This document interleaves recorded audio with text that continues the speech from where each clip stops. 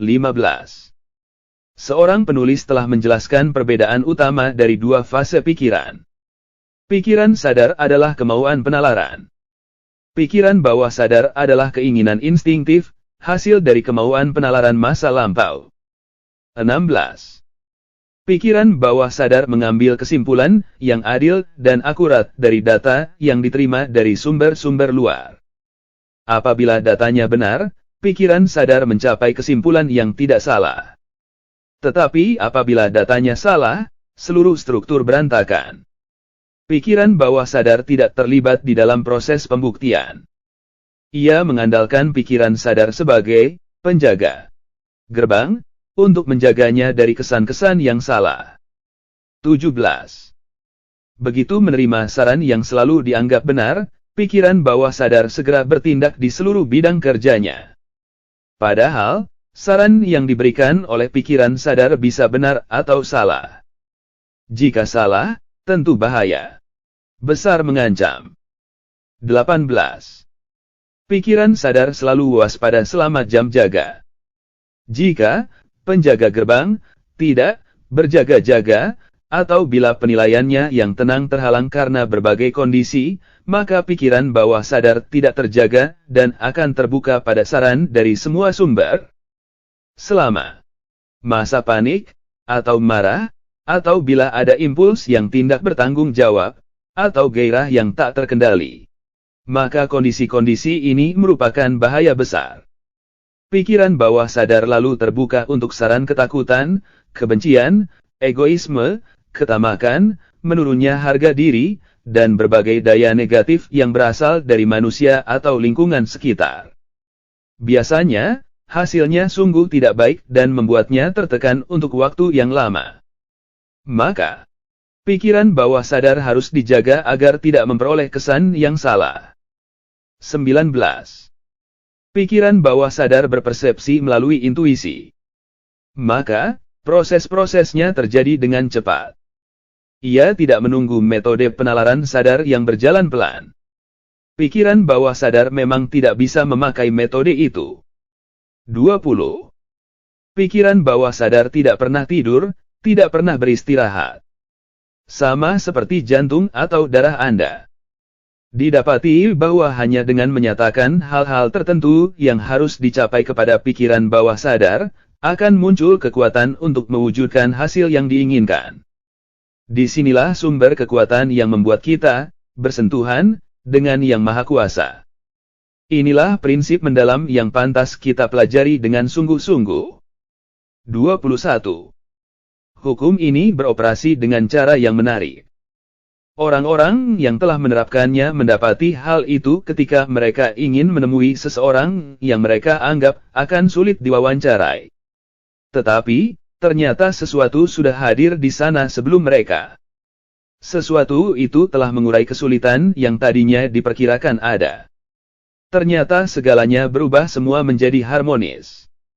Mereka mendapati bahwa bila ada masalah bisnis yang sulit, mereka bisa menundanya.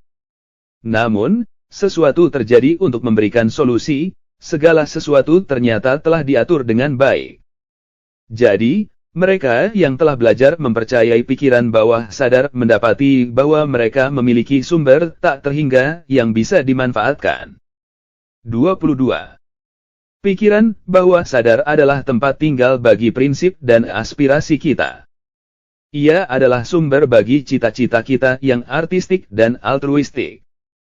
Insting-insting ini hanya bisa digulingkan oleh proses pelemahan prinsip yang menyeluruh dan terus-menerus dilakukan di dalam diri.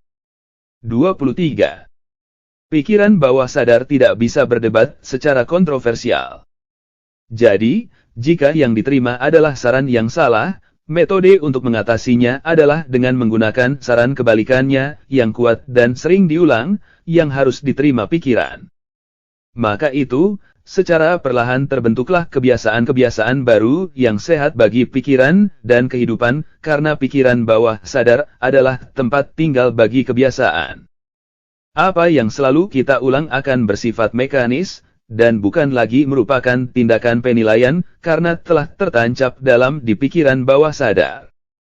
Bila kebiasaan itu bijak dan benar, kita beruntung. Tetapi jika salah dan merugikan, obatnya adalah mengenali kemahakuasaan pikiran bawah sadar dan menyarankan kebebasan aktual di masa kini. Karena pikiran bawah sadar bersifat kreatif dan menyatu dengan sumber ilahi kita, ia akan segera menciptakan kebebasan yang disarankan. 24. Ringkasnya, fungsi normal dari pikiran bawah sadar pada sisi fisik berurusan dengan proses vital yang teratur, dengan pemeliharaan kehidupan dan perbaikan kesehatan, dengan pemeliharaan anak cucu yang mencakup keinginan instinktif untuk memelihara segala kehidupan dan memperbaiki kondisi secara umum. 25. Pada sisi mental, pikiran bawah sadar merupakan gudang memori. Ia memiliki pesuruh pikiran yang piawai, yang bekerja tanpa terhalang oleh ruang atau waktu. Ia merupakan sumber bagi kekuatan hidup yang praktis, inisiatif, dan konstruktif. 26. Pada sisi spiritual, pikiran bawah sadar adalah sumber cita-cita, aspirasi, imajinasi, dan merupakan saluran sehingga kita bisa mengenali sumber kemuliaan kita. Dan ketika kita mengenali kemuliaan inilah, kita bisa memahami sumber kekuatannya. 27. Mungkin ada yang bertanya, bagaimana pikiran bawah sadar bisa mengubah kondisi? Jawabannya, karena pikiran bawah sadar merupakan bagian dari pikiran universal. Suatu bagian haruslah serupa jenis maupun kualitasnya dengan keutuhan.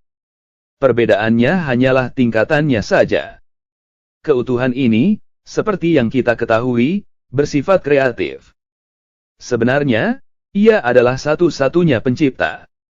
Akibatnya, kita juga mendapati bahwa pikiran bersifat kreatif.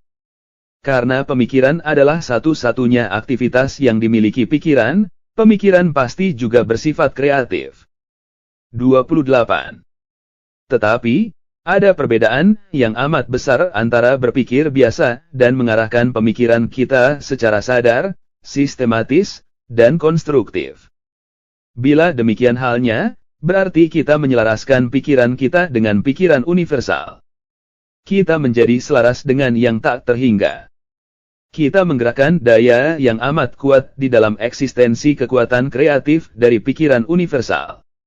Hal ini, seperti juga segala hal, diatur oleh hukum alam.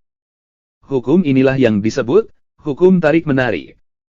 Di sini, pikiran memang sangat kreatif dan secara otomatis akan terhubung dengan objeknya, sehingga membuat objek ini terwujud. 29. Minggu lalu, saya memberi Anda latihan yang bertujuan untuk memantapkan kendali atas tubuh. Jika Anda telah berhasil, Anda sudah siap melangkah maju. Kali ini, Anda akan mulai mengendalikan pikiran Anda. Jika memungkinkan, gunakanlah selalu ruangan yang sama, tempat duduk yang sama, dan posisi yang sama. Jika Anda tidak bisa memakai ruangan yang sama, ya, tentukan saja bagaimana yang terbaik. Lalu, tetaplah tidak bergerak seperti sebelumnya, tetapi sekarang hentikanlah semua pemikiran. Dengan demikian, Anda akan mengendalikan semua pikiran tentang kecemasan, ketakutan, kekhawatiran. Anda akan mampu memilih untuk memiliki jenis pikiran yang Anda inginkan. Lanjutkanlah latihan ini sampai Anda menguasai sepenuhnya.